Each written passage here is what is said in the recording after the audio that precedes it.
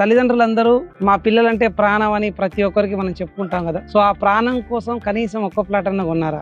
ఎక్కడ కొంటాం సార్? డబ్బులే లేకపోయా, పిల్లల ఎడ్యుకేషన్ తోటే ఇబ్బంది అవుతుంది. సో ఎడ్యుకేషన్ ఎంత ఇంపార్టెంటో పిల్లల కోసం ప్లాట్ కొనడం కూడా అంతే ఇంపార్టెంట్. ఎందుకు ఈ మాట చెప్తున్నానంటే, నీట్ లో సీట్ వచ్చి, ఇంజనీరింగ్ లో సీట్ వచ్చి 1 year బ్రేక్ తీసుకొని నెక్స్ట్ ఇయర్ చదువుకోబేట, ఈ సంవత్సరం డబ్బులు లేవు, నెక్స్ట్ ఇయర్ చదువుకో అని చెప్పే ధైర్యం ఏ తల్లిదండ్రికైనా ఉందా?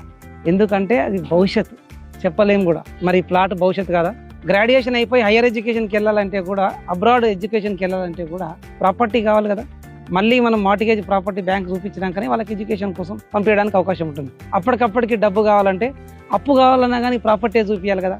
సో ప్లాట్ కొన్నంత మాత్రాన మా పిల్లల భవిష్యత్తు మొత్తం బాగుంటుందా అని కూడా మీకు డౌట్ రావచ్చు. ఒక చిన్న మాట చెప్పనా, వర్షం వస్తుందేమో అని చెప్పి గొడుగు పట్టుకొని బయటికి వెళ్ళినట్ట ఒక వ్యక్తి. సో వర్షాన్ని ఆపగలుగుతారా అని చెప్పి అందరూ నవ్విరట. సో తను వర్షాన్ని ఆపలేకపోవచ్చు, బట్ వర్షం నుంచి తడవకుండా మాత్రం ఆ గొడుగు అతను ఆపగలుగుతుంది. సో మీరు ప్లాట్ కొన్నంత మాత్రాన భవిష్యత్తు మాత్రం బాగుంటుందో లేదో నేను చెప్పలేను, కానీ నిజంగా వాళ్ళ ఎడ్యుకేషన్ కి, వాళ్ళ భద్రతకి, వాళ్ళ బిజినెస్ కి అవసరం వచ్చినప్పుడు మాత్రం ఖచ్చితంగా మీకంటే ఎక్కువ బలాన్ని ఆ ప్లాట్ ఇవ్వగలుగుతుందని మాత్రం ఖచ్చితంగా చెప్పగలుగుతా. మిమ్మల్ని మనీ మోసం చేయొచ్చు, మనుషులు మోసం చేయొచ్చు, కానీ భూమి ఎప్పుడు కూడా మోసం చేయదు.